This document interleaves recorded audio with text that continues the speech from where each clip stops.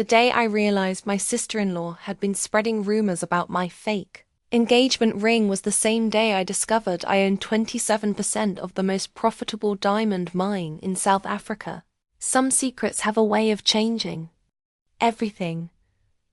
Hit like and subscribe if you've ever been underestimated by your own family. My name is Kira. I am 31 years old, and I live in Portland, Oregon. Well, I lived there until 6 months ago when my entire world shifted on its axis.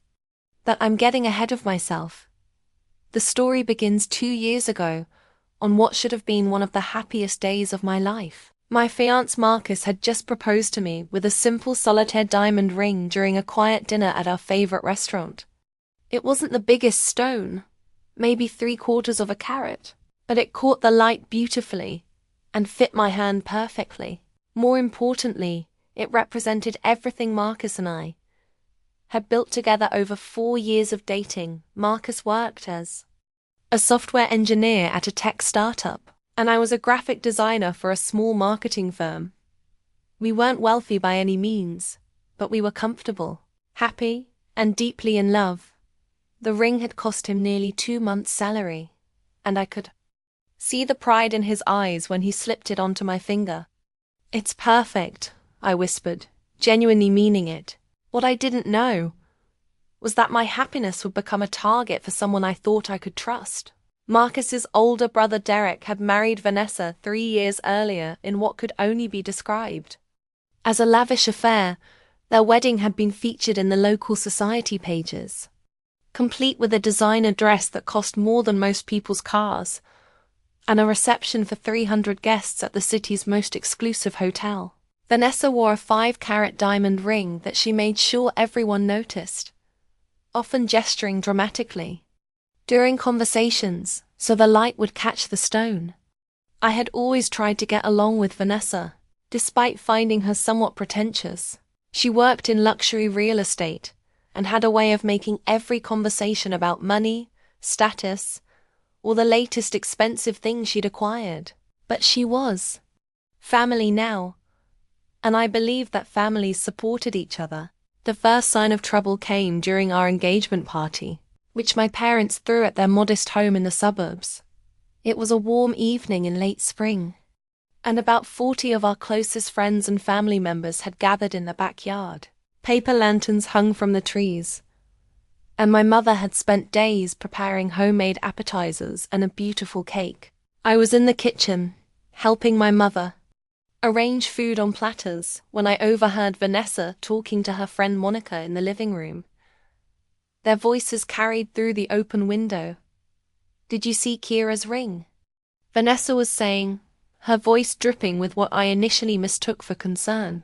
I feel bad for her. Marcus obviously couldn't afford anything decent. It's probably not even real diamond." Monica made a sympathetic sound. "Really? It looked nice to me." "Oh, honey, you can tell when someone tries to pass off cubic zirconia as the real thing. The poor girl probably doesn't even know. I've been thinking about whether I should say something, but I don't want to embarrass her." I stood frozen at the kitchen sink, a half-washed plate in my hands. The words hit me like a physical blow. My beautiful ring, which I had admired every day for 2 weeks, suddenly felt heavy and foreign on my finger. "That's so sad," Monica continued. If you can't afford a real diamond, maybe you shouldn't propose yet." Exactly. Derek would never have proposed to me with anything less than 2 carats. It's about respect, really. If a man doesn't value you enough to make a significant investment, what does that say about the relationship? I wanted to march into that room and defend Marcus, to explain that the ring was absolutely real and that its value to me had nothing to do with its size. Instead, I stood there, letting their words poison what should have been a perfect evening. Marcus found me in the kitchen 20 minutes later, staring at my ring under the overhead light. "Everything okay?" he asked, wrapping his arms around me from behind. "Of course," I lied, leaning back against his chest. just tired, that the seed of doubt had been planted. Over the next few days, I found myself examining my ring constantly, comparing it to other engagement rings I saw, reading articles online about how to tell if a diamond is real. The ring passed every test, of course. It was exactly what Marcus had told me it was. But Vanessa's words had created a crack in my confidence that I couldn't seem to repair.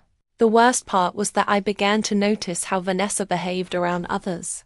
She had a way of making seemingly innocent comments that left people feeling diminished. She would compliment someone's dress and then add, "I love how you don't worry about designer labels." She would praise a friend's new car while mentioning how she could never drive anything without leather seats. I started to realize that Vanessa's comment about my ring wasn't an isolated incident.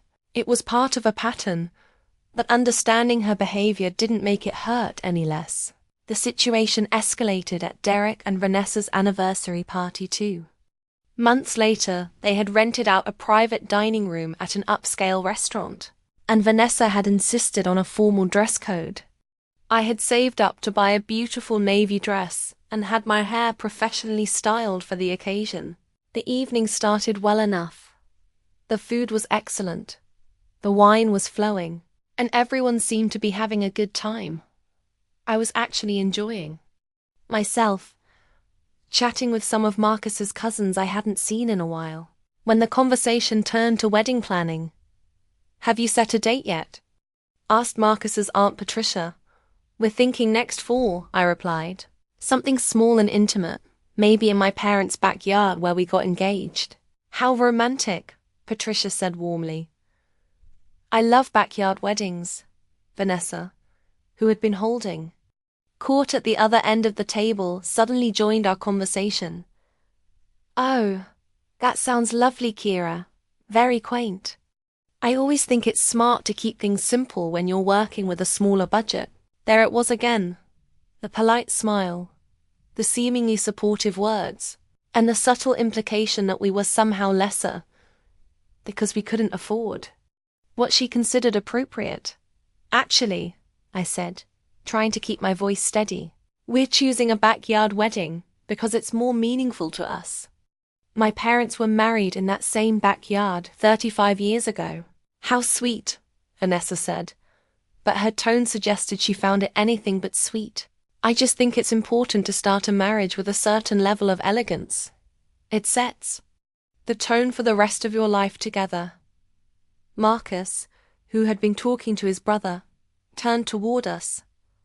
"What sets the tone?"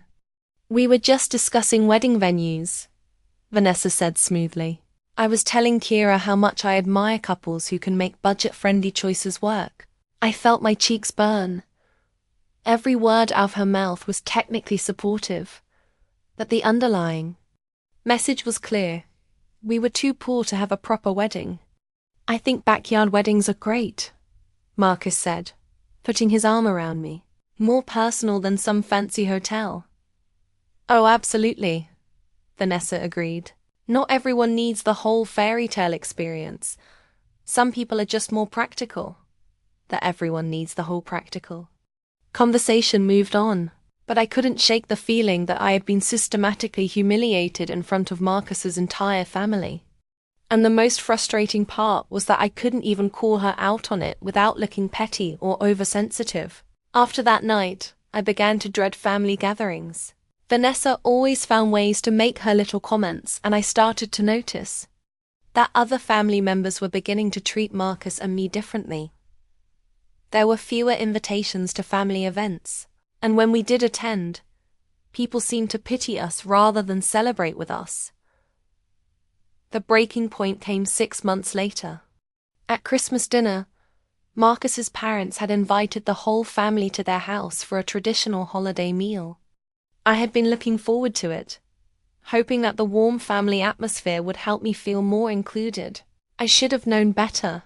The trouble started when Vanessa arrived wearing a new bracelet that she made sure everyone noticed. It was a stunning piece with alternating diamonds and sapphires that probably cost more than my car. "Derek surprised me with an early Christmas present," she announced, extending her wrist for everyone to admire. He said I deserved something special after closing the Henderson Mansion deal. Everyone gathered around to look at the bracelet, offering me appropriate compliments. When the attention died down, Vanessa turned to me with that familiar smile. Kira, I've been meaning to ask you about your ring. Have you ever had it appraised? My stomach dropped. What do you mean? Well, for insurance purposes, of course. When you have valuable jewelry, it's important to have proper documentation. I just worry that you might not be adequately covered if something happened to it. Marcus frowned. It's insured. We took care of that right after we got engaged. Oh, good, Vanessa said, but she wasn't finished. It's just that I have a friend who works at a jewelry store, and she mentioned that there are so many convincing fakes on the market now. Even experts can be fooled sometimes. I'd hate for you to discover later that you'd been paying insurance premiums on a piece of glass. The room fell silent. I could feel everyone's eyes on me, waiting for my response. My ring, which had brought me so much joy, suddenly felt like it was burning on my finger. I'm sure it's fine, I managed to say, but my voice came out smaller than I intended. Of course it is, Vanessa said quickly. I didn't mean to suggest otherwise. I just think it's always better to be safe than sorry. Knowledge is power, right? Marcus looked like he wanted to say something, but his mother chose that moment to announce that dinner was ready. The conversation ended, but the damage was done. I spent the rest of the evening wondering if everyone at the table was looking at my ring and questioning its authenticity. That night, Marcus and I had our first real fight about his family. She's being deliberately cruel, I said as we got ready for bed. She's trying to make me feel ashamed of something that should make me proud. I think you're reading too much into it, Marcus replied. But he didn't sound entirely convinced. Vanessa can be tactless, but I don't think she means to hurt you. How can you not see it? I asked, frustrated. She's been undermining me for months. Every time we're together, she finds a way to make me feel inferior. She's my brother's wife, Marcus said. She's family. I think you're being oversensitive. Those words stung more than anything Vanessa had said. The person who was supposed to be on my side was dismissing my feelings and taking her side. I stopped talking to Marcus about Vanessa after that night. What was the point? He didn't want to see what was happening, and I was tired of being made to feel like I was imagining things. But I wasn't imagining anything. In fact, it was about to get much worse. The next few months were a blur of wedding planning and mounting tension. Vanessa had offered to help with the arrangements, an offer I politely declined. I could only imagine what her version of helping would involve. Instead, I threw myself into creating the perfect backyard wedding. I researched every detail, from the best local florists to the most romantic lighting options. I wanted to prove that a backyard wedding could be every bit as elegant and meaningful as anything Vanessa had planned. My mother and I spent hours designing the layout, choosing flowers and planning the menu. It was some of the most enjoyable time I'd spent in months. Working on something positive gave me a sense of purpose and helped me forget about the constant undercurrent of tension with Marcus's family. That Vanessa wasn't finished with me. 3 weeks before the wedding, she called me directly for the first time in months. Kira, I hope you don't mind me calling, but I wanted to talk to you woman to woman. My heart immediately started racing. Nothing good ever came from conversations that started with woman to woman. What about? I asked cautiously. I've been thinking about what I said at Christmas, about having your ring appraised. I realize now that I probably came across as insensitive, and I want to apologize. This was unexpected. Oh, thank you. The thing is, I've been feeling guilty about it ever since. I have a friend who's a gemologist, and she offered to take a look at your ring for free, just to put both of our minds at ease. I was quiet for a long moment. Vanessa, I appreciate the offer, but it's really not necessary. Marcus and I are confident in our purchase. I know. But here's the thing. I've been talking to some people, and there's a rumor going around that the jewelry store where Marcus bought the ring has been investigated for selling synthetic diamonds as natural ones. I don't want you to be caught up in that kind of scandal right before your wedding. My blood ran cold. What kind of rumor? Oh, it's probably nothing. But wouldn't you rather know for sure? My friend could see you this weekend. It would only take a few minutes. And then you'd have official documentation that everything is legitimate. The reasonable part of my brain knew this was another one of Vanessa's manipulative tactics, but the part of me that had been doubting myself for months was terrified that she might be right. I need to think about it, I said. Of course, I'll send you her contact information, and you can decide. I just think it would be terrible if something came out later that could have been avoided.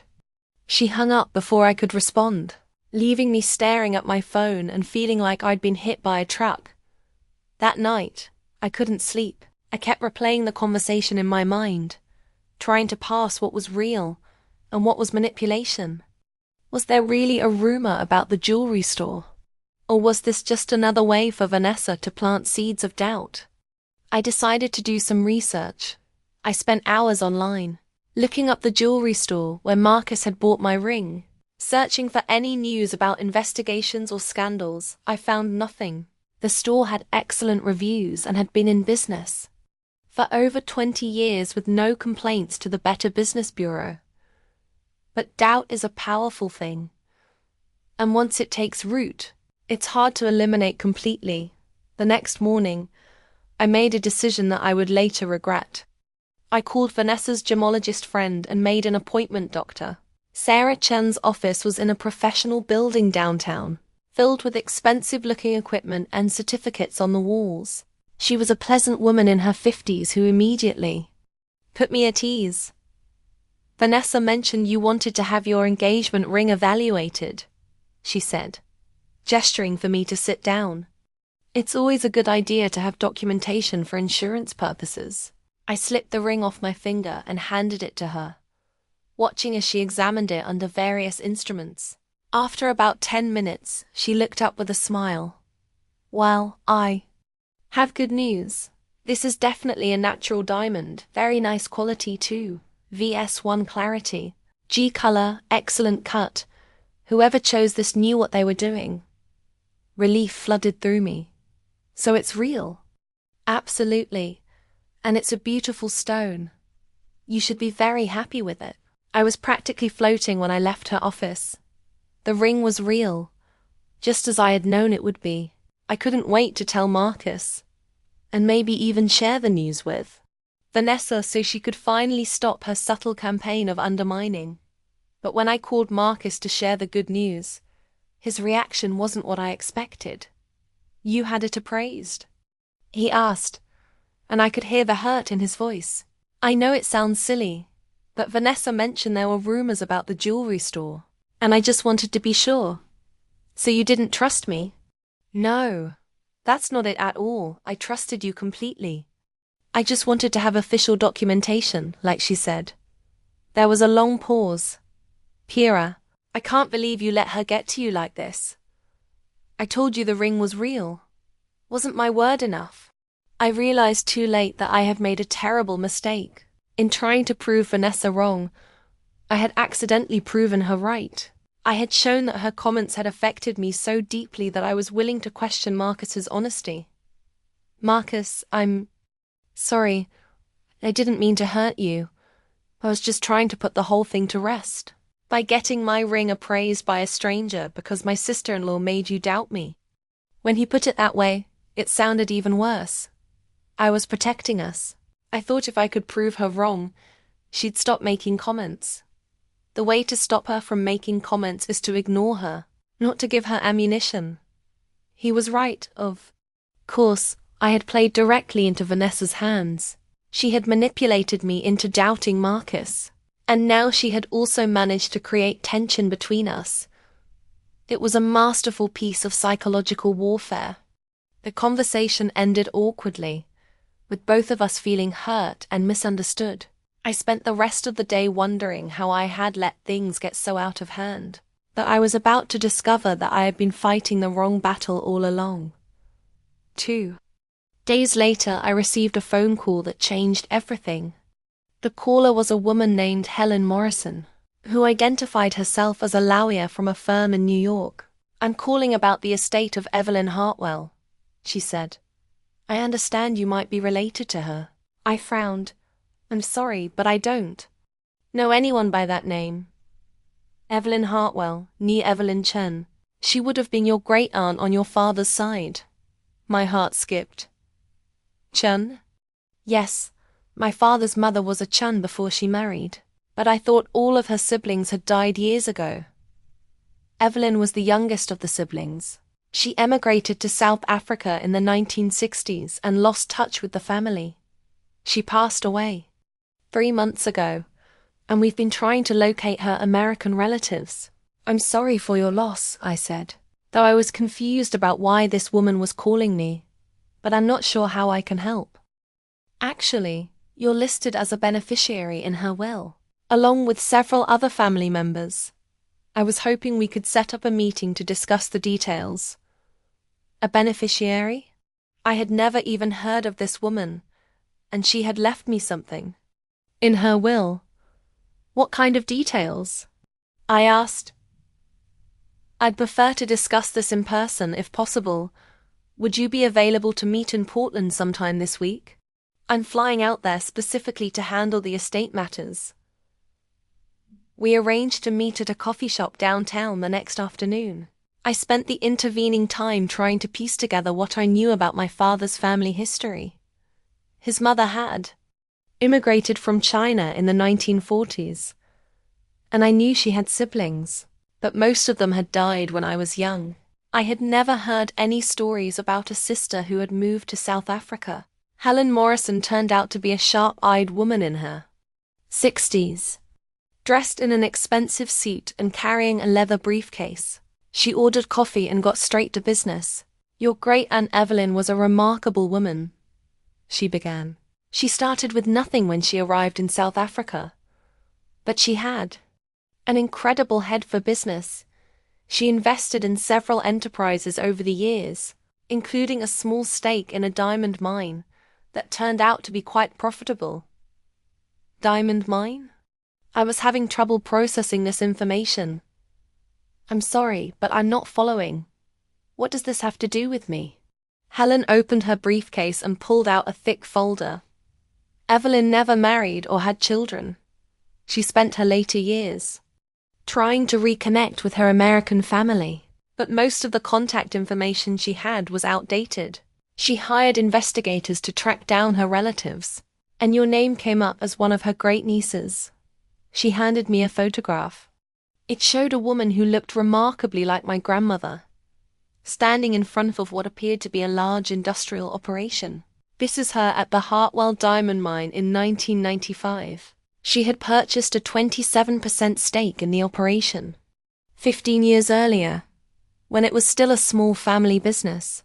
The mine is now one of the most profitable in the region. My head was spinning. "Are you saying she left me part of a diamond mine?"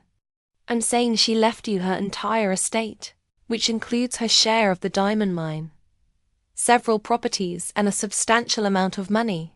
You're one of 5 beneficiaries, but your share is the largest because you were the only one she was able to locate definitive information about." Helen slid a document across the table. The numbers on it were so large that I had to read them twice to make sure I wasn't seeing things. "This can't be right," I said. "I assure you it is. The estate has been thoroughly evaluated. Your inheritance, after taxes and legal fees, will be approximately $12 million, plus your share of the ongoing mine profits, which average about $2 million per year." I stared at the document, unable to speak. $12 million, plus ongoing income from a diamond mine. It was an amount of money so large that I couldn't even conceptualize it. "I know this is a lot to process," Helen said gently. "Take your time." I don't understand, I finally managed. Why me? She didn't even know me. Actually, she did know quite a bit about you. She had been following your family for years, hoping to make contact. She knew about your education, your career, your engagement. She felt a connection to you because you were an artist, like she had been in her youth.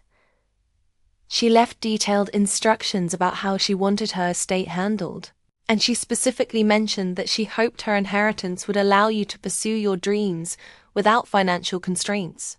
Dreams. Without financial constraints. The phrase echoed in my mind as I tried to process what was happening. What happens now? I asked. Now we begin the process of transferring the assets to you. It will take several weeks to complete all the paperwork. But I can advance you some funds if you need them immediately. I shook my head. I need time to think about this. Of course. Here's my card. Call me when you're ready to move forward. After she left, I sat in the coffee shop for another hour, staring at the documents and trying to make sense of my new reality. This morning I had been worried about paying for my wedding flowers. Now I was apparently a multimillionaire. The first person I wanted to tell was Marcus, but something held me back. This was so enormous, so life-changing, that I wasn't sure how to even begin the conversation. Instead, I drove home and called my father. Dad, what do you remember about your mother's family in China? Not much, sweetheart. Why do you ask? Did she ever mention a sister named Evelyn? There was a long pause, Evelyn. Yes, actually, she used to talk about her youngest sister, who wanted to travel the world, but that was so long ago. Why? I told him about my meeting with Helen Morrison, and his reaction was exactly what I expected. This has to be some kind of scam, he said immediately. People don't just inherit millions of dollars from relatives they've never met. She had photographs. Dad, legal documents. She knew things about our family that a scammer wouldn't know. Promise me you won't sign anything until I can look at it, I agreed, though I was already convinced that Helen Morrison was legitimate. The documents were too detailed, too specific to be fake over the next few days. I had the paperwork independently verified by a lawyer in Portland. Everything checked out. Evelyn Hartwell had indeed been my great-aunt, and she had indeed left me a fortune. The news was both exhilarating and terrifying. I had never had real money before, and the idea of suddenly having more than I could spend in a lifetime was overwhelming. But gradually, as the shock wore off, I began to realize what this meant for my relationship with Marcus's family. Specifically, what it meant for my relationship with Vanessa. For months, she had been subtly humiliating me with implications that Marcus and I were somehow inferior because we weren't wealthy. She had made me doubt myself, doubt my ring, doubt my worth as a person. She had treated me like a charity case who needed to be grateful for her condescending advice. Now, suddenly, I was wealthier than she could ever dream of being. The irony was delicious, but it also presented me with a choice. I could announce my inheritance immediately and watch Vanessa's reaction. Or I could keep quiet and see how far her behavior would escalate. I chose to wait. My wedding was still 2 weeks away, and I wanted to see how Vanessa would behave when she thought she was still in a position of superiority. It would be educational. I didn't have to wait long. The very next day, Vanessa called me again. Kira, I hope you don't mind me calling, but I wanted to follow up on the ring situation. What about it? Well, I heard from Dr. Chen that the evaluation went well. I'm so relieved that everything worked out. There was something in her tone that made me suspicious. Did you ask her to call you? Oh no, not at all. I just ran into her at a social event, and she mentioned that she'd seen you. She said you seemed very happy with the results. This was a lie. And I knew it, Doctor. Chun had been professional and discreet during our meeting. She would never have discussed my business at a social event. That's nice, I said neutrally. The thing is, I've been thinking about what you said about the wedding budget, and I have an idea that might help. Here it came, another helpful suggestion. Designed to make me feel inadequate. What kind of idea? Well, Derek and I have some connections in the event planning world, and I think I could help you upgrade a few things without breaking the bank. Nothing major, just some touches that would make the whole thing feel more polished. I'm happy with our plans, I said. I'm sure you are, but just hear me out. I know a florist who could do amazing centerpieces for half what you're probably paying. And I have a friend who's a photographer who might be willing to work for a reduced rate as a favor to me. Every word was calculated to remind me that I needed help, that I couldn't afford the best, that I should be grateful for her connections. Vanessa, that's very kind of you, but we have everything under control. I know. But I just hate the idea of you settling for less than you deserve on your wedding day. It's such an important occasion, and I want it to be perfect for you. Settling for less than I deserve. The phrase was like a slap in the face. What makes you think I'm settling? I asked. Oh, I didn't mean it like that. I just think that sometimes when people are working with constraints, they don't realize what options are available to them. I want to help you explore those options. Constraints, options. She had a whole vocabulary. For making me feel poor without ever using the actual word. I appreciate the offer, but I'm confident in our choices. Well, if you change your mind, just let me know. I'm here to help. After she hung up, I sat in my kitchen, staring at the phone, and feeling a familiar mixture of anger and humiliation. Even after my ring had been verified as real, even after I had done nothing to deserve her continued condescension, she was still treating me like a charity case. But now I had a secret weapon. I was richer than she was, much richer. The question was what to do with that information. I spent the next week observing Vanessa's behavior with new eyes at family dinners. I watched her subtly direct conversations away from topics where Marcus and I might shine. When someone complimented my graphic design work, she quickly changed the subject to real estate. When Marcus talked about his software project, she mentioned how much Derek was making at his new job. She had a gift for making herself the center of attention, while simultaneously diminishing everyone else. It was a masterful performance, and I began to wonder how many people in the family had been subjected to similar treatment over the years. But I also started to notice something else. Vanessa's constant need to assert her superiority suggested that she wasn't as secure as she appeared.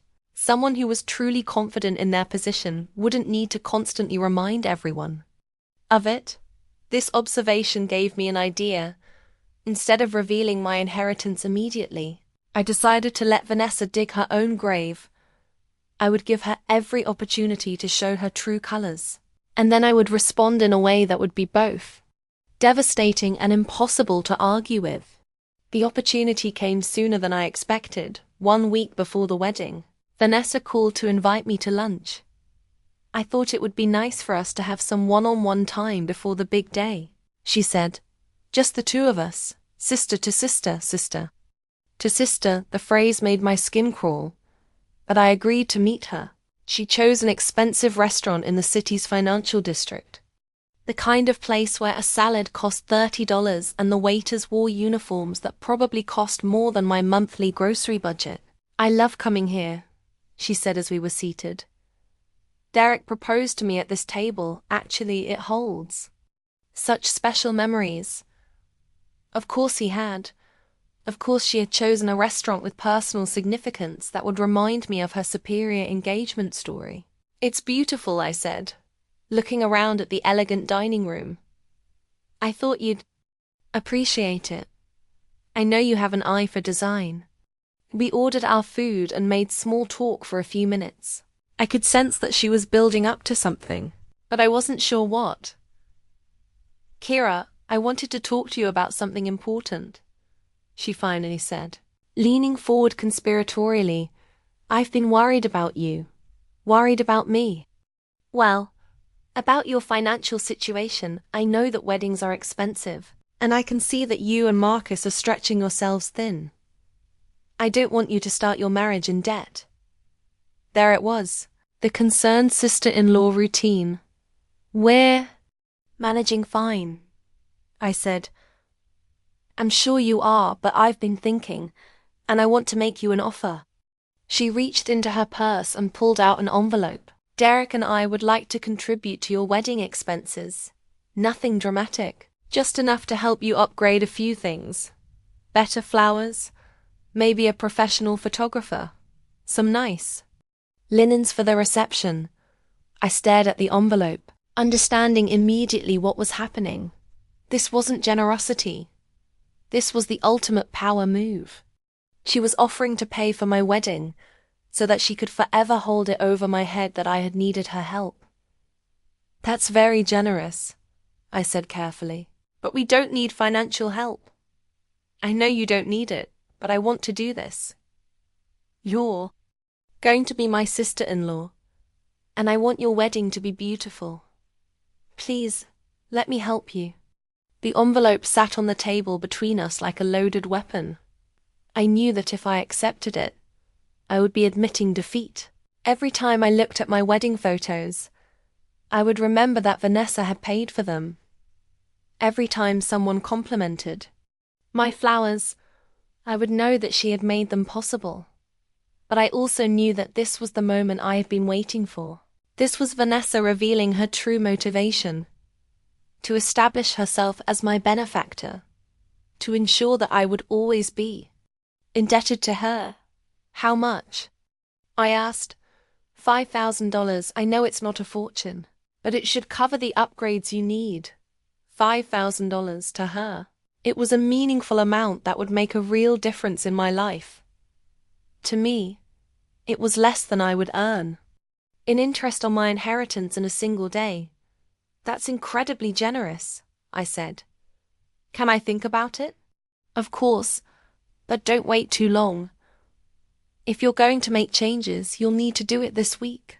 After lunch, I went home and called Helen Morrison. I'm ready to move forward with the inheritance, I said. How quickly can you transfer the funds?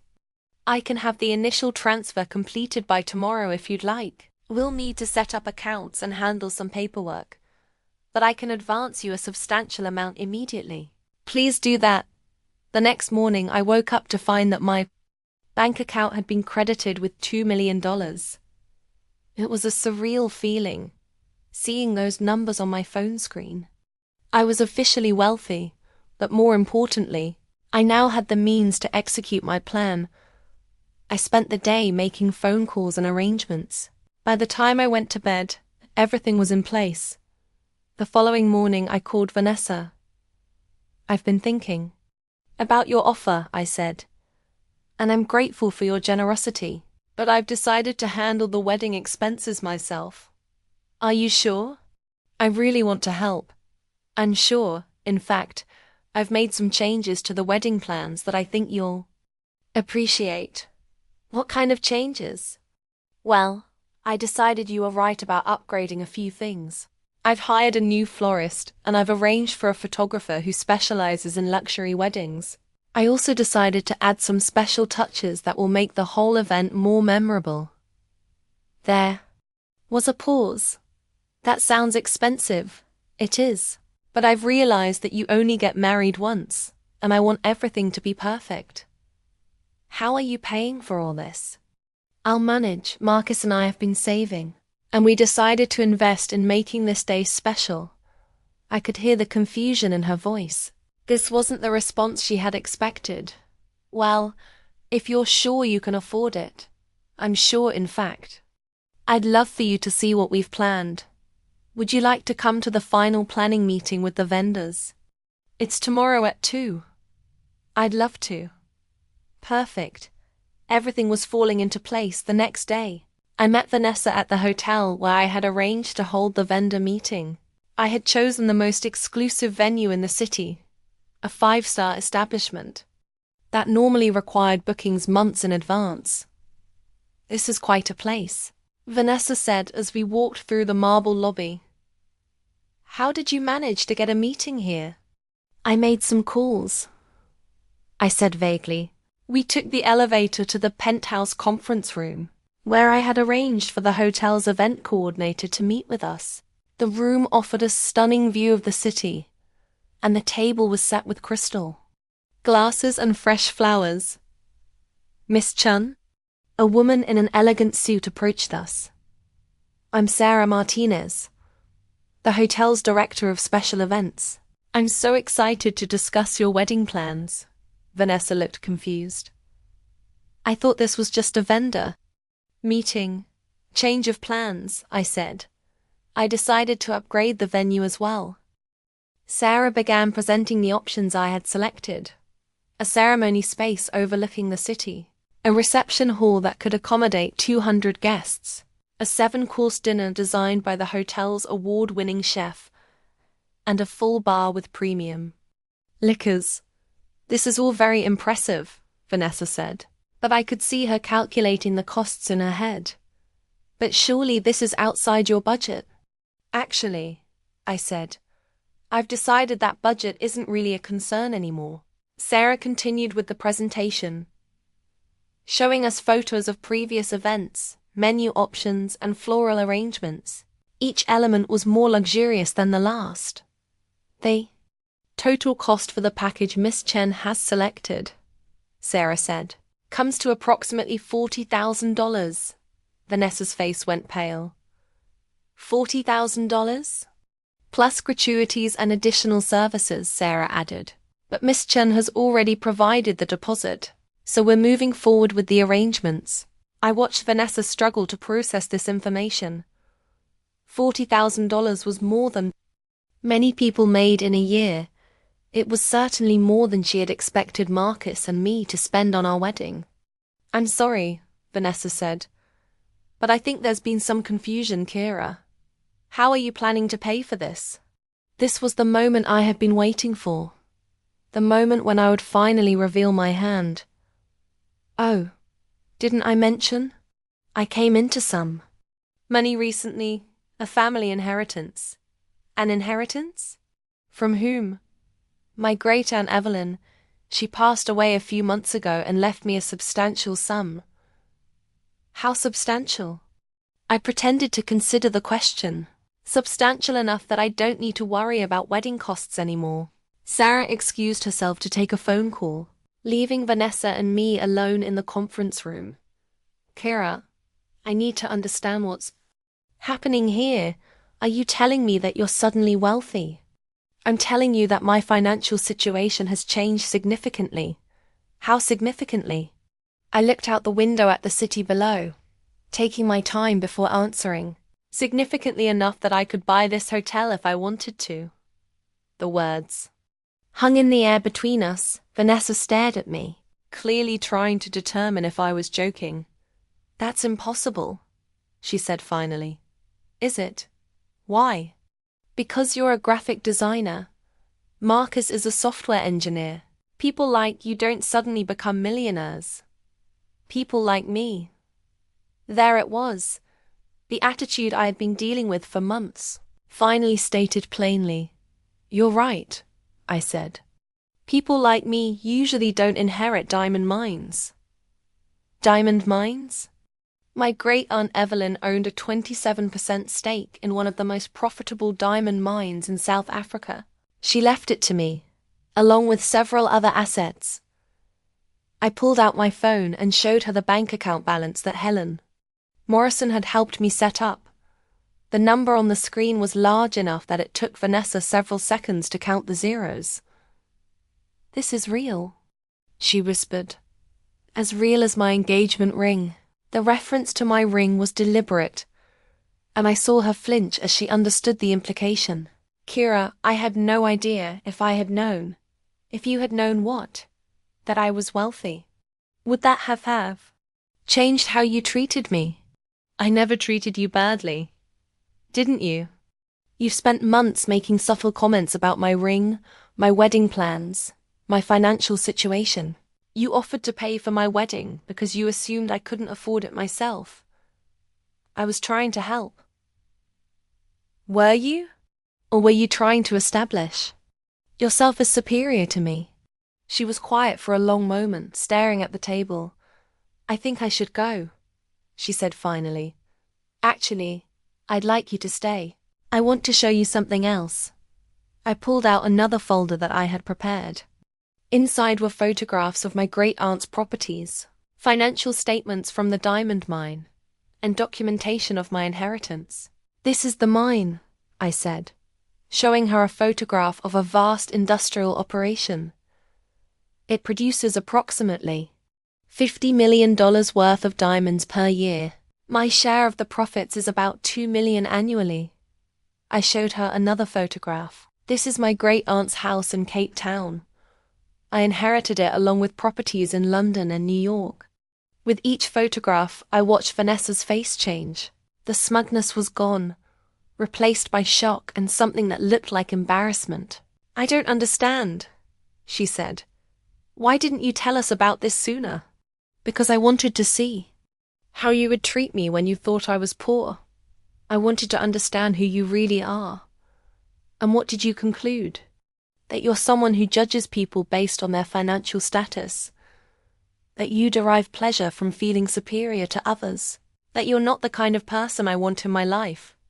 She looked up at me, and for the first time since I have known her, she seemed genuinely vulnerable. I'm sorry, she said. I didn't realize I was being hurtful. Yes, you did. You knew exactly what you were doing.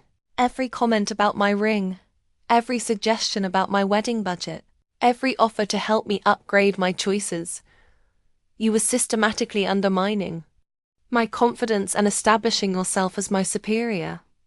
That wasn't my intention, wasn't it? Then why did you tell your friend Monica that my ring was fake? Why did you suggest that I have it appraised? Why did you offer to pay for my wedding? She had no answer for that. The truth is, Vanessa, I don't think you're a bad person. I think you're insecure. I think you need to feel superior to other people in order to feel good about yourself. But that's not my problem to solve, Sarah returned to the room, interrupting our conversation. I'm sorry about that, she said. Now, shall we discuss the floral arrangements? Actually, I said, I'd like to make one more change to the plans. Of course. What would you like to adjust? I'd like to add a charity component to the reception. I want to make a donation to a local organization that helps women start their own businesses. Let's say $100,000. I heard Vanessa gasp, but I kept my attention on Sarah. That's wonderful, Sarah said. We can arrange for a representative from the charity to attend the reception and accept the donation. Perfect, and I'd like to have the donation announced during the toasts, so everyone knows that we're starting our marriage by giving back to the community. After we finished with the meeting, Vanessa and I walked back to the lobby in silence. Finally, she spoke. You're doing all this to humiliate me, aren't you? No, I said. I'm doing this to celebrate my marriage. The fact that it makes you uncomfortable is just a bonus. You could have told me about the inheritance from the beginning. I could have, but then I wouldn't have learned who you really are. And you wouldn't have learned who I really am. We stood in the lobby, surrounded by marble and crystal, and I realized that this was probably the last real conversation we would ever have. What happens now? She asked. Now I get married, I start my new life with Marcus, and you decide what kind of person you want to be going forward. Are you going to tell the family about this conversation? That depends on you. If you can treat me with respect from now on, we can pretend this never happened. If you can't, then I'll let people draw their own conclusions about why your attitude toward me has suddenly changed. She nodded slowly. I understand. Good. Then I'll see you at the wedding. The wedding was everything I had dreamed it would be, and more. The ceremony was held on the hotel's rooftop garden, with the city skyline as our backdrop. The flowers were stunning, the food was exceptional, and the photographer captured every moment perfectly. But the best part was watching the family's reaction when they realized what had happened. Marcus's parents were thrilled about the venue upgrade. Assuming it was a gift from my family, his cousins were impressed by the luxury of the event. And Vanessa sat quietly at her table, nursing a glass of wine and avoiding eye contact with everyone when it came time for the donation announcement. I stood up and addressed the room. Marcus and I wanted to start our marriage by giving back to the community that has supported us tonight. We're proud to announce a donation of $100,000 to Women's Business Initiative, an organization that helps women start their own companies. The room erupted in applause, and I saw several people turn to look at Vanessa, probably wondering why she wasn't celebrating this generous gesture. During the reception, various family members approached me to ask about the inheritance. I was honest but brief, explaining that I had recently learned about my great-aunt's estate, and that it had allowed us to upgrade our wedding plans. I had no idea your family was so successful, Marcus's mother said to me during the father-daughter dance. Neither did I replied. It's been quite a surprise. Marcus had been shocked when I first told him about the inheritance. But after the initial adjustment, he had been incredibly supportive. He understood why I had waited to tell him, and he was proud of how I had handled the situation with Vanessa. I'm sorry I didn't see what she was doing, he said as we danced. To our wedding song, I should have supported you better. You support me now, I replied. That's what matters. The evening was perfect in every way. Our friends and family celebrated with us. The band played beautiful music, and the city lights twinkled below us like diamonds. But the most satisfying moment came near the end of the night, when Vanessa approached me at the bar. Congratulations, she said quietly. Everything was beautiful. Thank you. I wanted to apologize again for everything. I realized now that I was wrong to treat you the way I did. I appreciate that. I hope we can start over. Be real sisters-in-law. I looked at her for a long moment, considering her words. She seemed sincere, but I also knew that her change of heart was motivated by my newfound wealth rather than genuine remorse. We can try, I said finally. But it will take time to rebuild trust. I understand. I'll do whatever it takes. 6 months later, Marcus and I moved into a beautiful house in the hills overlooking the city. It wasn't the most expensive property I could have afforded, but it was perfect for us. We had a large garden where we could entertain, a home office where I could work on my art, and a view that never failed to take my breath away. I had also started a foundation focused on supporting young artists, using part of my inheritance to provide grants and mentorship opportunities. It was the most fulfilling work I had ever done, and it gave me a sense of purpose that went beyond my personal wealth. My relationship with Vanessa had improved, though it would never be the same as it might have been. She was polite and respectful now, but there was a distance between us that I didn't think would ever fully disappear. She had shown me who she was when she thought I was vulnerable, and I couldn't forget that. But I had learned something important about myself as well. I had discovered that I was stronger than I had realized that I could handle betrayal and manipulation without losing my sense of self. I had also learned that true wealth wasn't about the money in my bank account, but about the relationships I chose to cultivate and the impact I could have on the world. The diamond mine that had made me wealthy was still producing, still generating income that I barely knew how to spend. But the real treasure had been the lesson it had taught me about human nature and about my own resilience. Sometimes I would look at my engagement ring, the simple solitaire that had started this whole journey, and remember how Vanessa's comments had once made me doubt its value. Now I understood that its worth had never been about its size or its price. It was valuable because it represented love, commitment, and the promise of a shared future, and that was something that no amount of money could buy. One evening, as Marcus and I sat on our terrace watching the sunset, he asked me if I regretted how things had unfolded.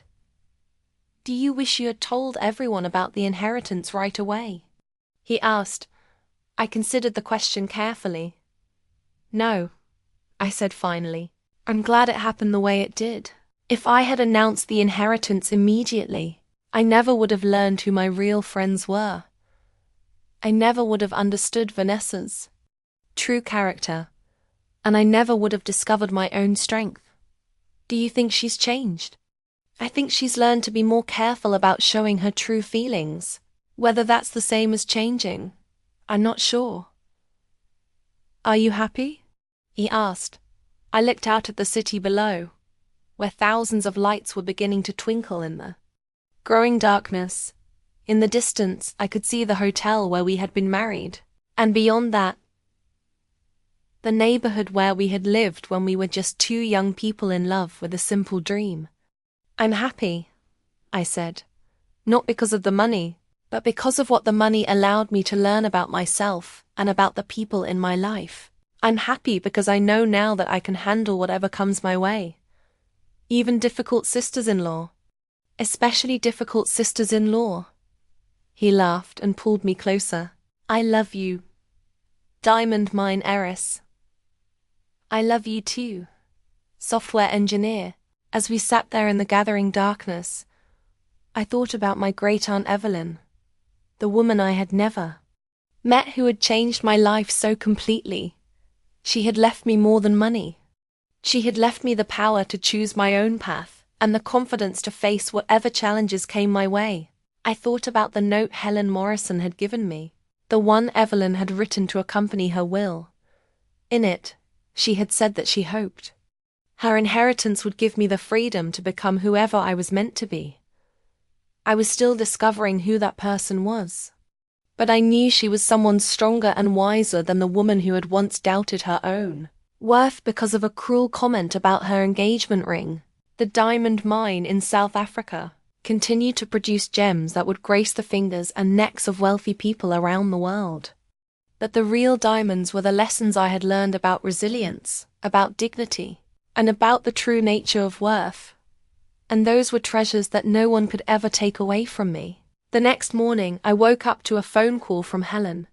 Morrison, I have some news about the mine, she said. The geological survey has revealed a new deposit that's significantly larger than expected. Your annual income from the operation is going to increase substantially. How substantially? We're looking at approximately $4 million per year, instead of 2. I thanked her for the update and hung up the phone. But the news barely registered. The difference between $2 million and $4 million was meaningless to me. Now, I already had more money than I could spend in several lifetimes. What mattered was what I chose to do with it. I spent the day making calls to various charities and organizations, expanding the reach of my foundation and setting up new programs. I arranged for scholarships at local art schools, funded a mentorship program for young women entrepreneurs, and established a fund for families dealing with medical emergencies. Each donation was a small way of honoring my great-aunt's memory and ensuring that her legacy would continue to help others long after I was gone. That evening, Marcus and I attended a family dinner at his parents' house. It was a casual gathering, nothing like the formal events Vanessa used to orchestrate. Derek and Vanessa were there, along with several cousins and their children. The conversation was light and comfortable, focused on work, travel plans, and family news. Vanessa participated normally, but I noticed that she no longer dominated the conversation the way she used to. She seemed more thoughtful, more aware of how her words might affect others. At one point, Marcus's cousin Jennifer mentioned that she was struggling to afford her daughter's dance classes. I hate to disappoint Emma, she said, but the studio raised their rates, and it's just not in our budget right now. Before Vanessa could offer her usual condescending advice, I spoke up. What's the name of the studio? I asked. Hartwell Dance Academy. Why? The name stopped me cold. Hartwell. The same name as my great-aunt's married name. I'm sorry, I said. Did you say Hartwell? Yes, It's run by an older woman named Mrs. Hartwell. She's been teaching dance for 40 years, I felt. A chill run down my spine. What does she look like? Jennifer seemed puzzled by my interest. She's probably in her 70s, very elegant. She has silver hair and this very precise way of speaking. She's originally from South Africa, I think. My heart was racing. Jennifer, I need to ask you something. Does Mrs. Hartwell have any family? I don't think so. She's never mentioned any children or grandchildren. Why do you ask? I excused myself from the table and called Helen Morrison immediately. Helen, I need to ask you about Evelyn's married name. What was her husband's surname? Hartwell. Why? Did she have any stepchildren? Any family from her marriage? There was a pause while Helen consulted her files. Actually, yes. Her husband had a daughter from his first marriage. Let me see. Her name was Margaret Hartwell. She would be in her 70s now.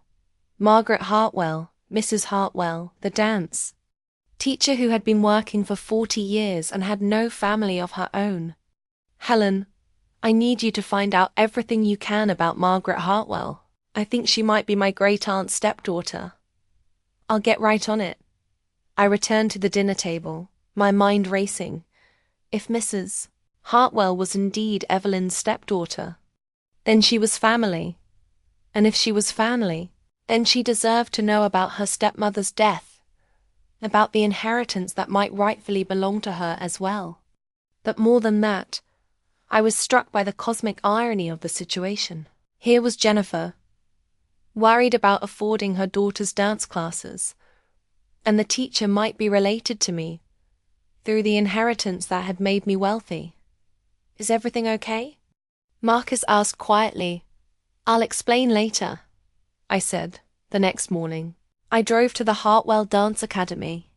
It was located in a converted warehouse in an arts district, and through the windows, I could see young dancers practicing their routines. I walked into the reception area and asked to speak with Mrs. Hartwell. A few minutes later, an elegant woman with silver hair approached me. She moved with the grace of someone who had spent her life dancing, and her eyes were sharp and intelligent. I'm Margaret Hartwell, she said. How can I help you? My name is Kira Chen. I believe you may have been married to my great-aunt Evelyn. The color drained from her face. Evelyn? You're related to Evelyn. She was my father's aunt. I was hoping we could talk. She led me to her office, a small space filled with photographs of dancers and awards from various competitions. On her desk was a picture of a younger woman who looked remarkably like the photograph Helen Morrison had shown me. That's Evelyn, Margaret said, noticing my gaze. She was my stepmother for 15 years. I haven't heard from her in decades. I'm sorry to be the one to tell you this, but Evelyn passed away 3 months ago. Margaret's eyes filled with tears. I was afraid of that. She would have been in her 90s. She was 93. She died peacefully in her sleep. We spent the next hour talking about Evelyn. Margaret shared stories about her stepmother's kindness, her business acumen, and her deep love for the arts. She told me about how Evelyn had encouraged her to pursue dance, even when others thought it was impractical. She was the one who helped me start this studio, Margaret said. She gave me a loan when the banks wouldn't even consider my application. I tried to pay her back, but she insisted it was a gift. She sounds like a remarkable woman. She was. I always regretted losing touch with her. After my father died, we had a falling out about the estate. Nothing serious, just a misunderstanding. By the time I realized I wanted to reconnect, I didn't know how to reach her. This was the moment I had been dreading. I needed to tell Margaret about the inheritance, but I was afraid of how she might react. Margaret, there's something else I need to tell you. Evelyn left a substantial estate, and I believe you have a claim to part of it. She looked confused. A claim? What kind of claim? She left her entire estate to her American relatives, But I don't think she knew you were still alive. If she had, I believe she would have included you in her will. I explained about the diamond mine, the properties and the money. Margaret listened in stunned silence. I can't accept anything, she said finally.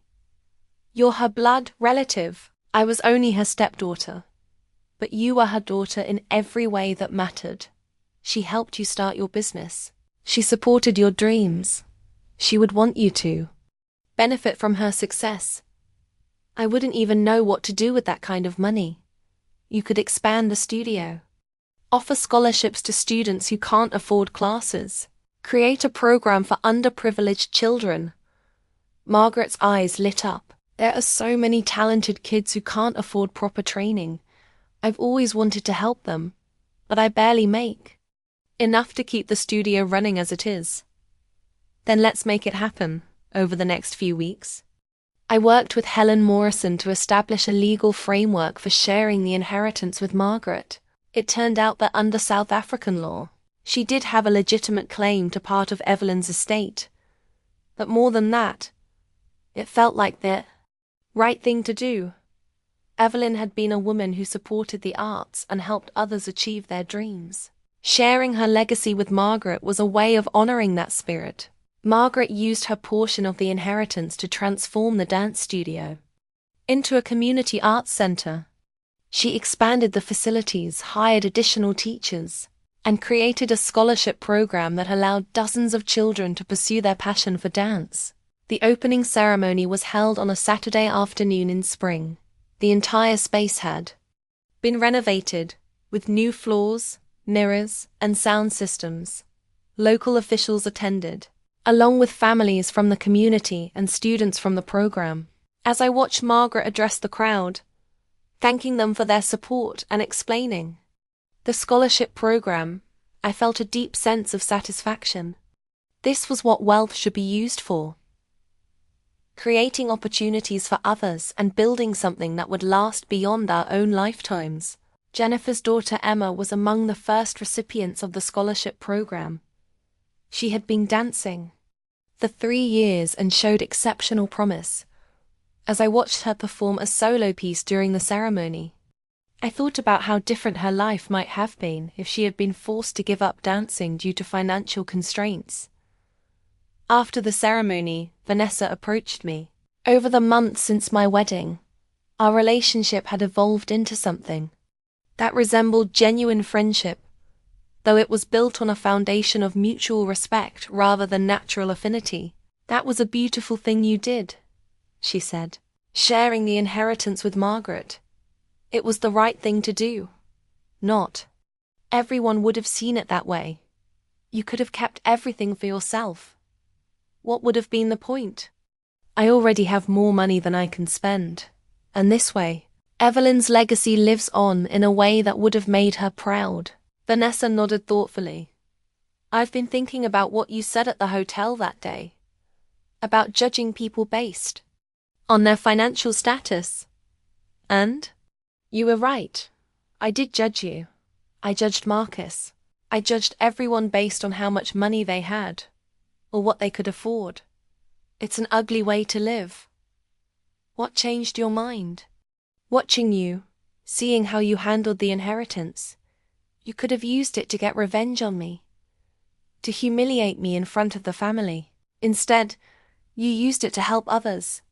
It made me realize that wealth isn't about what you have. It's about what you do with what you have. That's a hard lesson to learn. It is, but I'm trying to be better.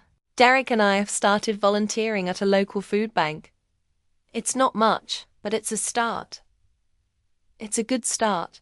As the evening wound down, I found myself standing outside the studio, looking up at the sign. That read Hartwell Community Arts Center. Below it, in smaller letters, it said, Scholarship Program funded by the Evelyn Hartwell Foundation. Margaret had insisted on naming the foundation after her stepmother, and I had agreed. It was a fitting tribute to a woman who had spent her life supporting the dreams of others. Marcus joined me on the sidewalk, wrapping his arm around my shoulders. Proud of yourself? He asked. Proud of us. This wouldn't have been possible without your support. I'm just glad you found your purpose. The money is nice, but seeing you this happy is worth more than any inheritance. Even a diamond mine. Even a diamond mine. Stood there for a while, watching the last of the families leave the ceremony. Children were still chattering excitedly about their performances, and parents were making plans for future classes. Do you think Evelyn would have approved? Marcus asked. I think she would have been proud. She left me her wealth, but more importantly, she left me the responsibility to use it wisely. I hope I'm living up to that responsibility. You are, and you're just getting started. He was right.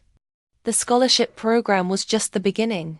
I had plans to expand the foundation, to create similar programs in other cities, and to support artists and entrepreneurs who might not otherwise have access to the resources they needed to succeed. But as I stood there in the gathering twilight, I realized that the most important transformation had been in myself. The inheritance had given me financial security, but it had also given me something more valuable, the confidence to trust my own judgment and the wisdom to understand that true wealth comes from the positive impact we have on others. The diamond mine in South Africa would continue to produce gems for years to come. That the real treasure was the knowledge that I had used my good fortune to create something meaningful, something that would help others long after I was gone. And that was a legacy worth more than any diamond. Years later, when people asked me about my sister-in-law and the engagement ring controversy that had started it all, I would tell them that sometimes the greatest gifts come disguised as challenges. Vanessa's cruel comments had forced me to examine my own values and priorities. Her attempts to diminish me had ultimately revealed my own strength. The ring that had once been a source of insecurity now served as a daily reminder of how far I had come. Every time I looked at it, I remembered the woman I had been: uncertain, vulnerable, seeking approval from others, and I celebrated the woman I had become: confident, purposeful, and committed to using my resources to lift others up. The diamond mine had made me wealthy, but my experiences with Vanessa had made me wise. And in the end, wisdom was the more valuable treasure. As I always say on my YouTube channel, Revenge Treats. The sweetest revenge is living well and using your success to help others. When someone tries to make you feel small, don't shrink to fit their expectations. Instead, grow into the person you were always meant to be. And remember that sometimes the most profound transformations come not from what we gain, but from what we learn about ourselves in the process of gaining it. The diamond mine was just the beginning. The real treasure was the life I built with it. Have you ever been betrayed by the people closest to you? Share your story in the comments. Someone out there needs to hear it.